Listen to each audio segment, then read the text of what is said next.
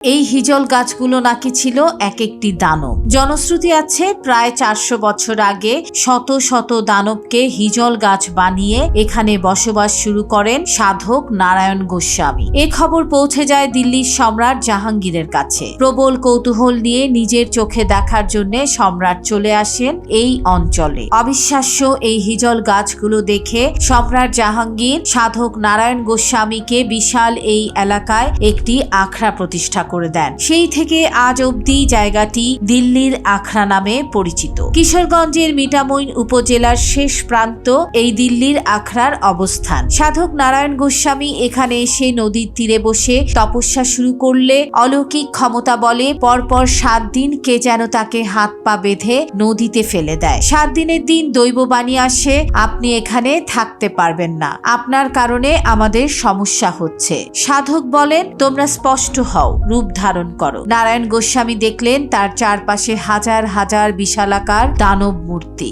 এদের সাথে কথাবার্তা শেষে চুক্তি হয়, এখানে দানবদের সাথে সাধকও থাকবেন আর দানবরা সাধকের আদেশ মানবেন। সাধক আদেশ করেন, তোমরা আমার চতুর্দিকে সবাই হিজল গাছের রূপ ধারণ করো। সঙ্গে সঙ্গে প্রতিটি দানব এক একটি হিজল গাছের মূর্তি ধারণ করে, যা আজও এত বছর পরেও এইখানে রয়েছে।